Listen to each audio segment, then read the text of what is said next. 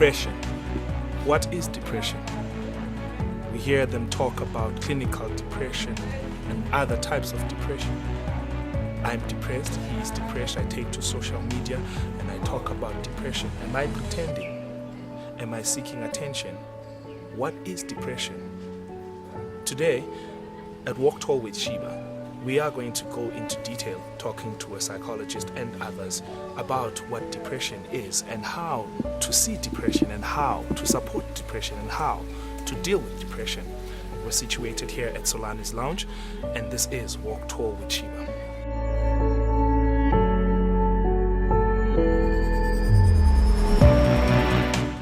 The name is Bongani Shiba. This is Walk Tall. I am sitting with two gentlemen here. One is a gym enthusiast and a fitness instructor, Mr. Dennis van Reenen, and the other one is a clinical psychologist, practicing clinical psychologist, Mr. Sfiso Shabangu. Gentlemen, Sfiso, welcome. Maybe we can start with you and you can tell us just a little bit about what you do and how relevant you feel you can be discussing the topic of depression. I'm a clinical psychologist. I practice in Manzini.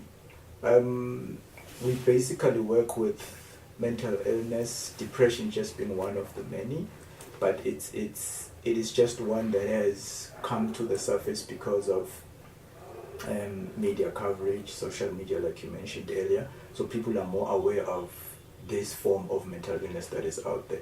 So as a psychologist, what we do is we work with people who are going through this type of mental illness. I think I should stop there because I don't want to preempt a lot of things. Thank you very much, Sfiso. And Dennis, welcome. Thanks, Shiba. Yeah. Everybody knows me as Slim. And I wonder why. There's no Slim there, but hey. We're working on it. Right, I like that. Basically, I'm here because I came to you as a suggestion of trying to find a way to incorporate health and fitness in curing depression. There's coupled with that, having been around and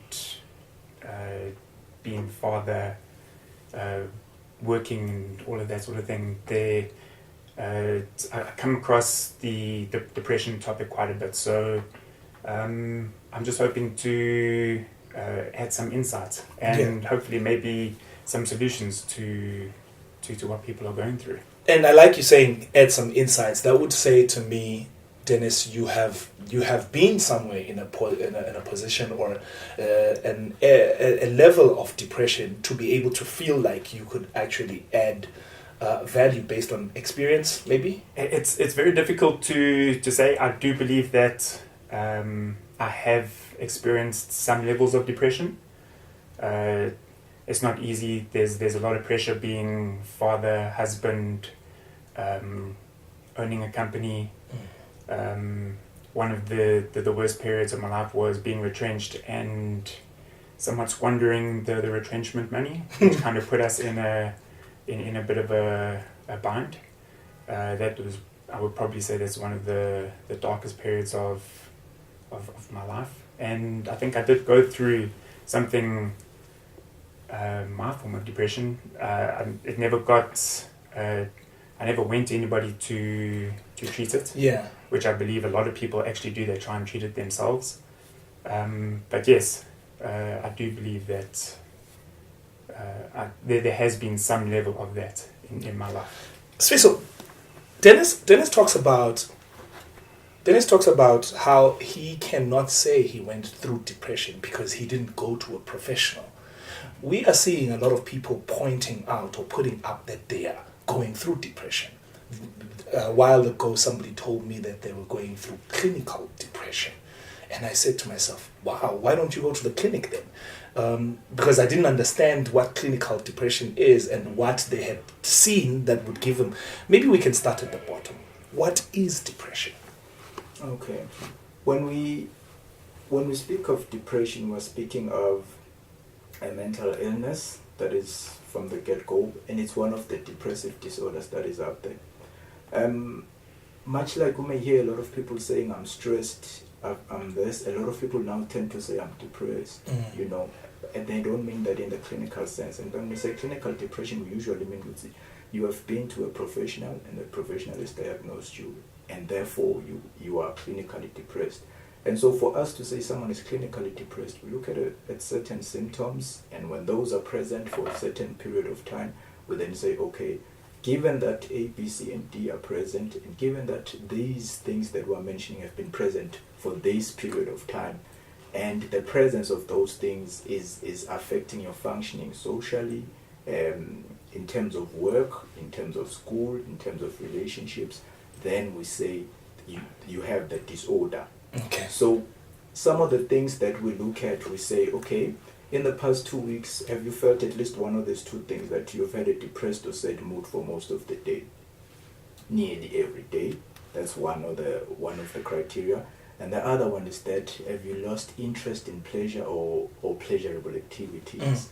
Something that we refer to as anhedonia professionally. So if this person is sad most days for most of the day, that's criteria 1, at least one of those things must be present. Or it's either that, or there's that anhedonia, the state of not enjoying anything. Like food doesn't taste good anymore. It's in terms of, if, for example, this person enjoyed being with the friends on a Saturday, going out there to braai meat, and they don't want to do that anymore. Or they go there and they don't enjoy it, they're absent. And you all kind of have to say, hey, where are you?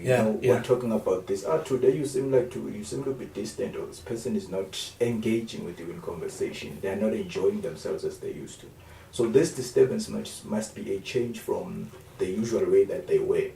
So you observe that if that has been present for about 2 weeks, we then look for these other symptoms that, okay, sleep. Are you sleeping? Your vegetative functions. How is your sleep? Is your sleep disturbed? Are you having insomnia, that you are not sleeping, or hypersomnia, that you are sleeping a lot during the day? Okay. Are you not eating? How's your appetite? Are you eating less, or are you eating more? The weight, those are your vegetative functions. Hold on. So I'm gonna have to slow you down for the benefit of everyone at home who is like me. I thought when you have a problem with getting sleep, then it could be a sign. But you're talking about something I've never heard of now, hypersomnia, that you're sleeping too much. So wait, am I not getting rest? Isn't it a good thing that I can't sleep?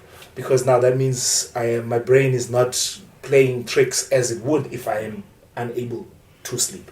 Okay, the trouble is that if you are getting too much sleep, and that is the hypersomnia, if you are supposed to be at work, you're supposed to be at school, you're supposed to be productive, working, or at school concentrating, but you're not because someone is in front of you and you're dozing off. You're supposed to be at your computer and you're dozing off. So that's the part that says it affects your functioning. Like you are not functional anymore because of the sleep. And you are oversleeping. The point of getting rest is just that, for your body to rest, for your mind to rest.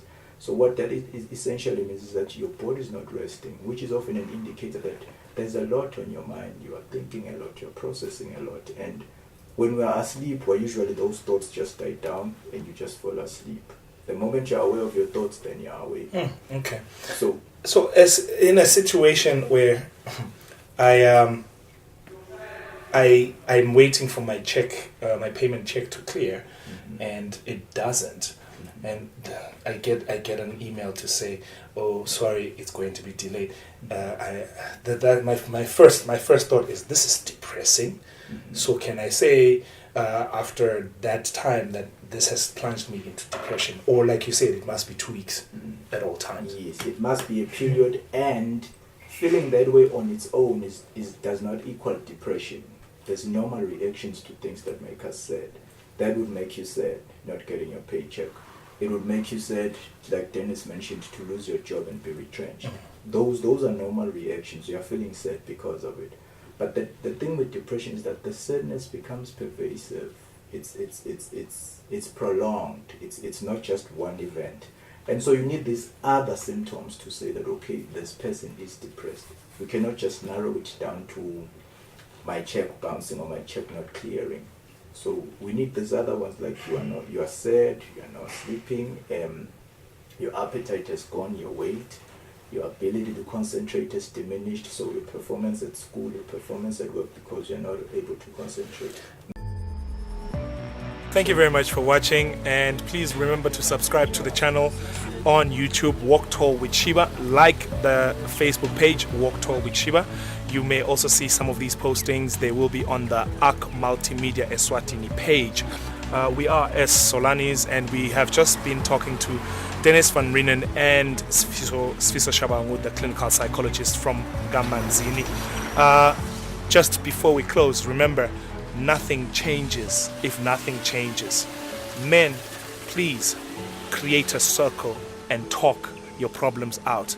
And to remember, if someone is going through depression, be a supporter, not a fixer. And lastly, if you're going to support, understand that you do not understand.